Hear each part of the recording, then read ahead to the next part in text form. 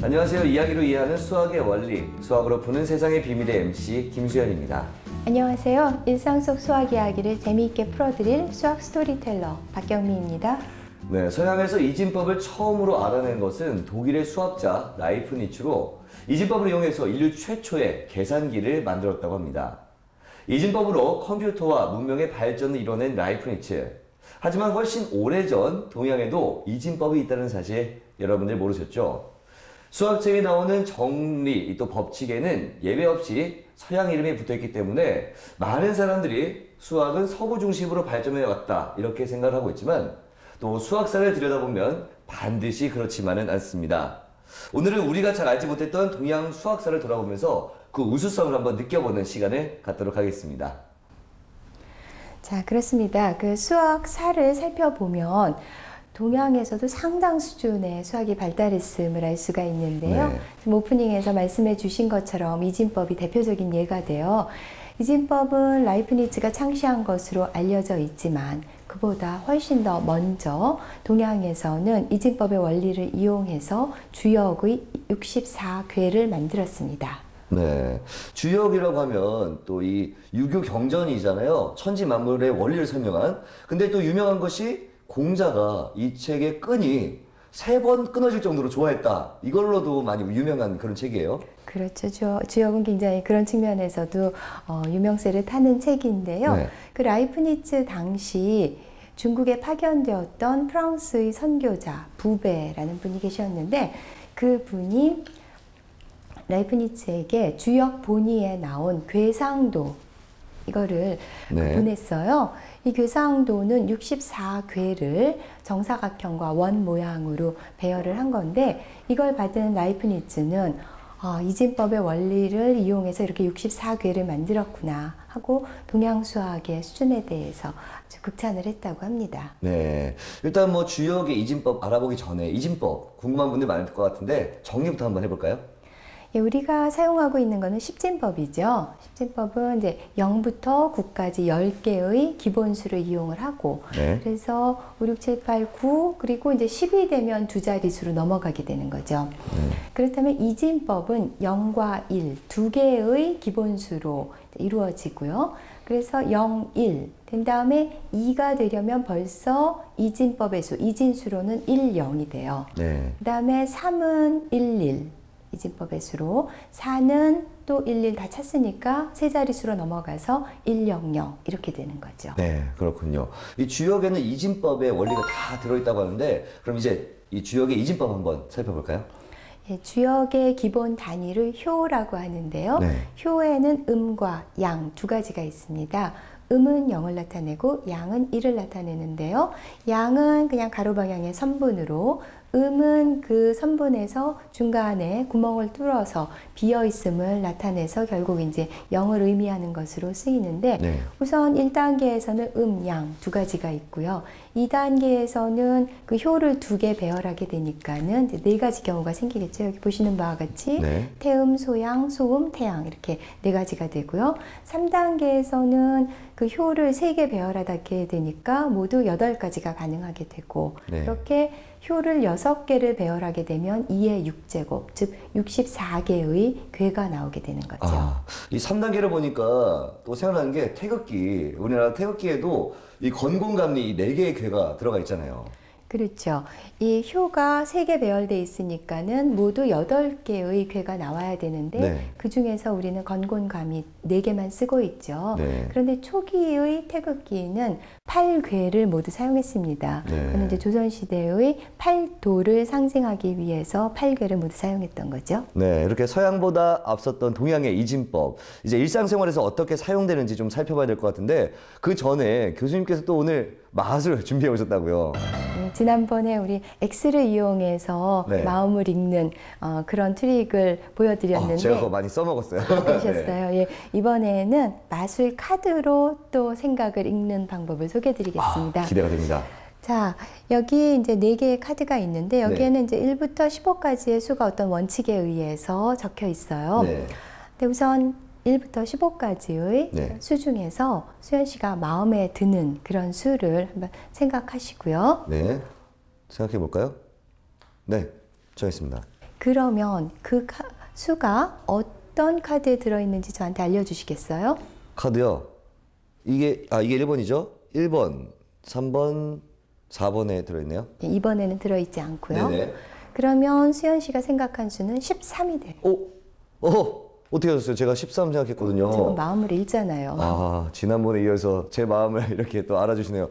그러니까는 지금 13의 경우는 네. 3개의 카드에 들어있으니까 그 첫 번째 수를 더하면은 바로 처음에 생각한 수가 되는데요. 시청자 여러분들도 이 중에서 이 마술 카드에서 한 수를 선택하시고 그게 몇 번 카드에 들어있는지 확인하신 후에 그 첫 번째 수들을 더해 보면은 그 처음에 생각한 수가 된다는 것을, 그런 신기한 성질을 확인하실 수 있을 겁니다. 아, 그러니까 더 궁금해지는 게 이 첫 번째 숫자를 더하는데 왜 제가 생각한 숫자가 나오는 거죠? 자, 이 마술 카드의 비밀은 바로 이진법에 있는데요. 네.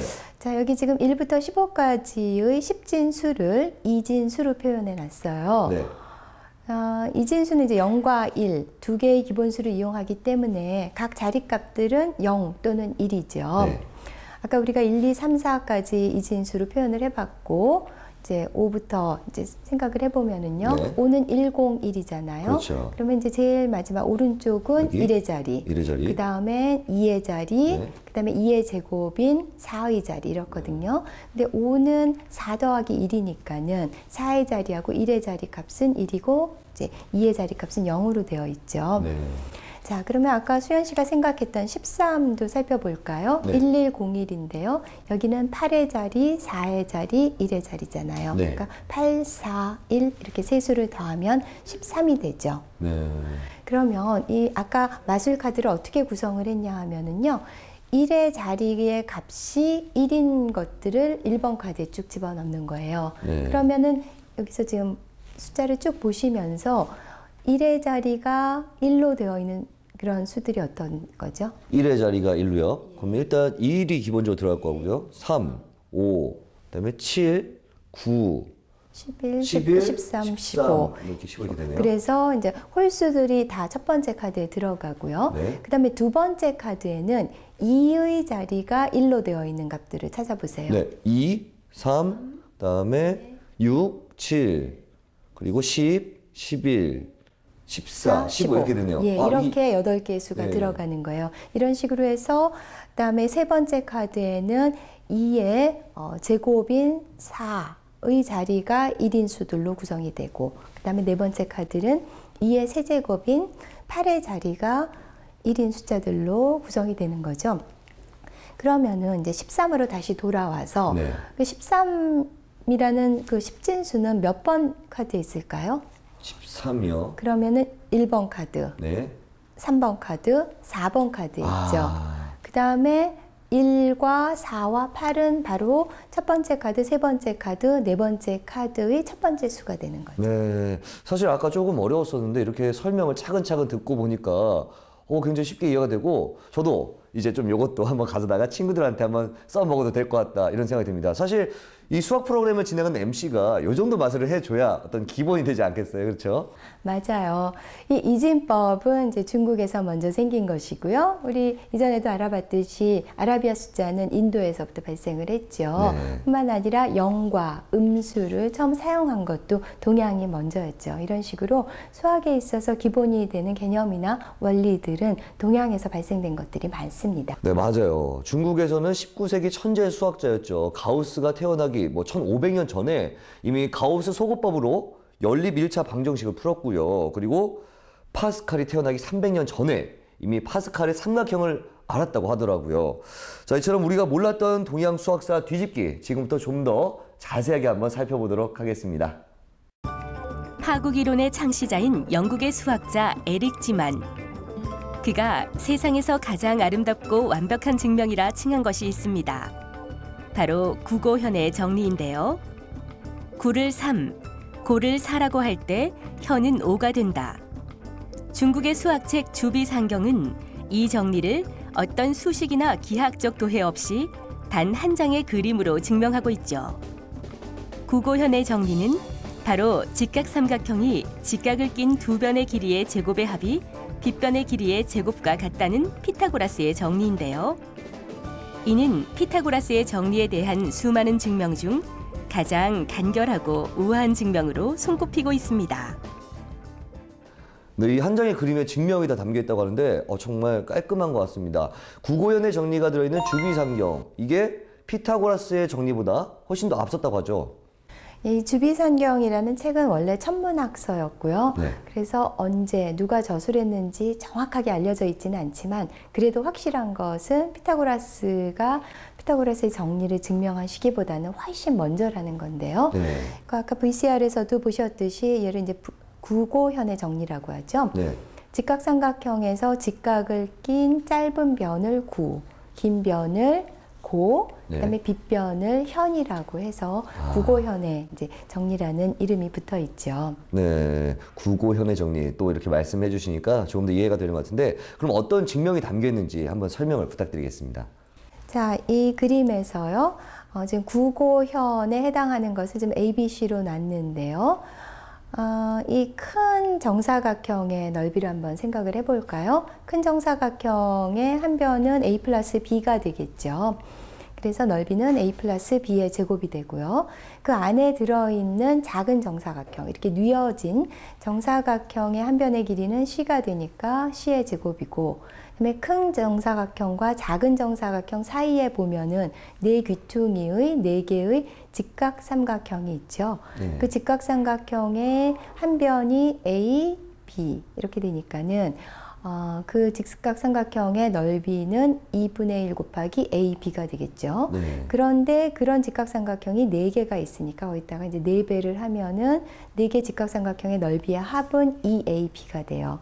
그러면 이제 다시 전체적으로 생각을 해보면 네. 큰 정사각형인 A 플러스 B의 제곱은 뭐와 같아야 되냐 하면은 작은 정사각형의 넓이는 인 C의 제곱, 그 다음에 네 직각삼각형의 넓이의 합인 2AB랑 같아져야 돼요. 네. 이렇게 등식으로 놓고 간단히 해보면은 양변에서 2AB가 없어지고 A제곱 플러스 B제곱은 C의 제곱이라는 피타고라스의 정리가 완성이 되죠. 아, 그렇군요. 근데 중국에서는 이 구고현의 정리를 진자라는 사람이 발견했다고 해서 진자의 정리 뭐 이렇게도 표현을 하더라고요.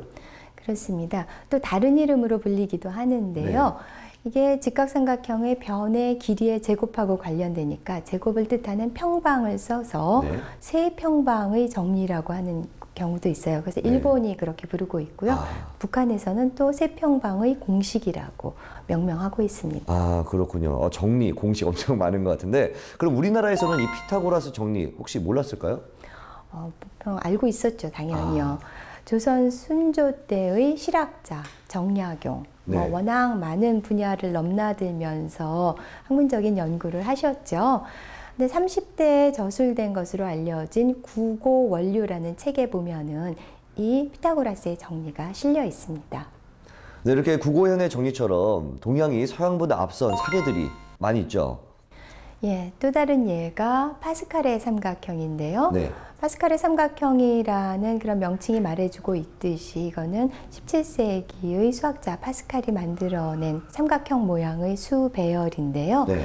이 수들은 이제 A 플러스 B의 이제 제곱을 전개했을 때 나타나는 항들의 개수랑 관련됩니다. 네. 조금 어려운 표현인 것 같으니까 이제 구체적인 예를 들어서 말씀드릴게요. 그러니까 A 플러스 B의 그냥 1제곱 그냥 두면 이제 A 플러스 B니까는 개수는 각각 1, 1이 될 것이고요.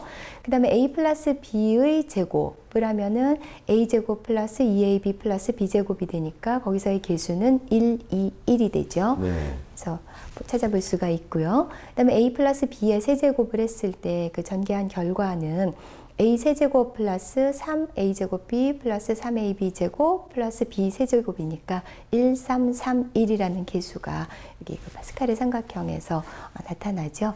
근데 이 파스칼의 삼각형 어떻게 구성하는지 어떤 규칙성이 보이지 않으시나요? 제가 고등학교 때 살짝 배웠던 기억이 좀 나는 것 같은데 이 인접한 숫자를 더해서 다음 줄에 적는 거잖아요. 1과 1을 더해서 2, 1과 2를 더해서 3 뭐 이렇게 이런 식으로 쭉 나가는 거죠. 네, 그렇다면 이 파스칼보다 동양에서는 누가 더 빨리 이 삼각형에 대해서 알 수 있었을까요? 이거는 이제 14세기 초 주세걸이라는 수학자가 지은 사원옥감이라는 책에 나타나는데요. 네. 정확한 연도는 1303년입니다. 네. 근데 이 사원옥감에는 파스칼의 삼각형도 들어있지만은 그 외에 14차 방정식의 해법까지 실려 있어서요. 미국의 유명한 과학자인 조지 사트는 이 사원옥감이 중국의 가장 대표적인 수학서이자 또 중세를 대표하는 그런 우수한 수학책이라고 평을 하고 있고요. 네. 또 주세걸에 대해서도 어떤 시대와 지역을 불문하고 최고의 수학자 중에 한 분이라고 이렇게 격찬을 하고 있습니다. 네, 그렇다면 이렇게 우수한 동양 수학이 왜 서양 수학에 가려져서 빛을 보지 못했을까요? 그는 동양과 수학의 수학관 차이에서 비롯됐다고 볼 수가 있는데요. 서양의 수학자 그랬을 때 대표적으로 떠오르는 피타고라스니 네. 데카르트, 라이프니츠 이런 분들은 수학자이기도 했지만 또 철학자였죠. 네.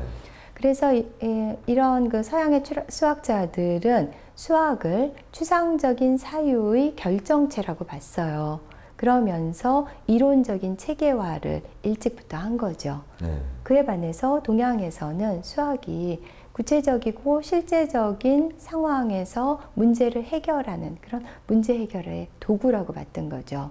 그러한 차이들이 이제 한 원인이 됐고요. 그 동서양의 차이를 살펴볼 수 있는 걸로 대표적인 수학책, 동양의 구장산술과 서양의 원론을 이제 비교해 보면 좋을 것 같네요. 원론은 저희 프로그램에서 많이 소개를 했잖아요. 뭐 정의, 공준, 공리부터 시작해서 논리 연역적인 이런 방법으로 465개의 명제를 체계적으로 증명한 그런 책인 걸로 알고 있는데 구장산술은 자주 이렇게 저희가 노출되지가 않았어요. 그렇죠?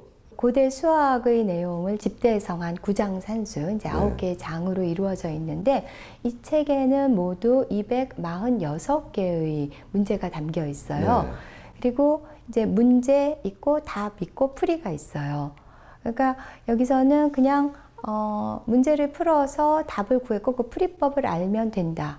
그걸로 충분하다. 네. 어떤 실사구시적인 어떤 실용주의에 입각해서 볼 때는 그것으로 충분했던 거죠. 네, 그러니까 굳이 증명할 필요가 없었다. 뭐 이렇게 느꼈던 거죠. 그렇습니다. 그 증명을 굳이 해야 된다는 생각을 하지 않았는데요.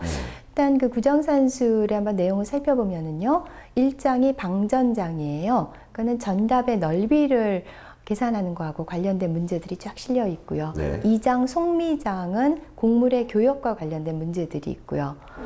그러니까 이렇게 구정산술은 문제가 발생하는 상황별로 9개의 장이 구성되어 있다 보니까는 그냥 문제를 풀어서 답을 냈으면은 그걸로 충분하다고 생각을 한 거죠. 네. 근데 이제 유클리드 원론의 경우는 수학의 주제별로 13권의 책이 구성되어 있거든요. 네. 그러니까 거기서는 이제 정의, 공준, 공리에서부터 시작을 해서 네. 일련의 그 연역적인 체계적인 증명을 해야 되는 것이고 구정산술은 그냥 문제를 풀어서 답을 내면 그걸로 충분했던 거죠. 네, 그러니까 원론과 또 구장산술의 차이가 수학적 차이를 보여주고 있네요. 어떤 것이 옳다, 좋다라고 말을 할 수 없지만 조금은 안타깝고 또 아쉬운 마음이 듭니다. 동양 수학의 학문적인 체계화 부분은 조금 소홀한 면도 있기는 했지만 우리가 살펴봤듯이 또 높은 수준의 서양을 뛰어넘는 그런 예들도 많이 있죠. 맞아요. 우리나라에도 상당히 높은 수준의 또 수학 어떤 수준을 자랑하는 그런 학자들이 많이 있었잖아요. 전에 우리가 살펴봤듯이 수학 대결에서 우리나라가 중국을 딱 눌렀던 그런 또 자랑스러운 경험도 있었고요. 그렇죠. 현재 알려져 있는 그 우리나라의 수학자들은 이제 대부분 조선시대 분들인데요. 사대부 계층과 중인 계층에서 이제 수학자들이 배출이 됐는데 중인 계층의 대표적인 수학자로는 홍정하, 경선진, 이상혁을 들 수 있고요. 사대부 출신으로는 최석정, 황윤석, 남병기를 들 수가 있습니다. 네, 그 중에 조선 후기의 실학자였죠. 황윤석이 지은 방대한 백과사전인 이수신편, 여기에는 아주 기발한 방법으로 또 수학 문제를 푸는 그런 예들이 소개됐다고 하는데 우리 선조들의 창의적인 수학적 사고법을 알아볼 수 있는 그런 문제들 한번 만나보도록 하겠습니다. 이수신편에는 닭과 토끼에 대한 다음 문제가 들어있는데요. 닭과 토끼가 모두 100마리 있고 다리가 모두 272개일 때 닭과 토끼는 각각 몇 마리인지 구하여라. 이 문제를 서양식 수학 사고에서 벗어나 창의적인 추론을 통해 풀어볼까요? 네, 지금 이게 연립방정식 문제잖아요. 나와 있듯이 닭과 토끼니까 미지수를 두면 x랑 y로 두고 x 플러스 y가 100, 그리고 네, 다리가 2개인 닭이 2x가 되고 다리가 4개인 토끼가 4y가 되면 2x 플러스 4y는 272가 되는 거죠. 이게 지금 이렇게 연립방정식으로 푸니까 조금 수월하다 이런 생각이 드는데요. 예, 연립방정식을 풀어도 어렵지 않은 문제이지만은 네. 황윤석의 이수심편에서는 독특한 방법, 이율분신이라는 방법으로 접근을 하고 있는데요. 네. 이율분신이라는 것은 동물이 다리의 절반을 이렇게 든 그런 상황을 상상하고 푸는 거예요. 네. 근데 닭은 이제 다리가 2개인데 이제 한 다리를 들었으니까 이제 한 발로 서 있고, 네. 토끼는 다리가 이제 4개인데 이제 2발로만 서 있는 거겠죠. 네. 그러면 아까 2x 플러스 4y는 272였잖아요. 그렇죠. 그런데 만약 반으로 줄어들면은 x 네. 플러스 2y는 그 절반을 한 272의 반인 136이 되겠죠. 네. 그런데 이제 지금 닭이 x마리, 토끼가 y마리 있는 거잖아요. 만약에 그 100마리가 이제 100마리가 있는 건데 모두 다 닭이라고 하면 다리의 네. 개수는 100개가 되겠죠. 네. 그런데 지금 그렇게 했을 때 다리의 개수가 136개라고 했단 말이에요. 그 얘기는 뭐냐 하면은 토끼가 그 136과 100의 차이인 36마리가 된다는 거죠. 네. 그리고 나머지 이제 100에서 36을 뺀 64. 이게 바로 닭의 마리수가 되는 거죠. 네, 이렇게 서양식 연립방정식 풀이에만 또 갇혀 있고 또 그것만 생각했던 것에서 좀 더 벗어나서 다양한 추론과 또 가정을 통해서 수학을 풀면은 사고력도 더욱더 넓혀지고요. 자신만의 풀이법도 만들어낼 수 있을 것 같다는 생각이 듭니다. 지금까지 서양 중심의 이 시각에서 벗어나서 또 동양의 수학적 또 추론적 방법들을 살펴봤는데 마지막으로 한 말씀 해주신다면 어떤 것이 있을까요? 흔히 역사는 승리한 자의 기록이라고 하죠. 네. 그러다 보니 수학사도 서양 중심으로 기술되고 있는데요.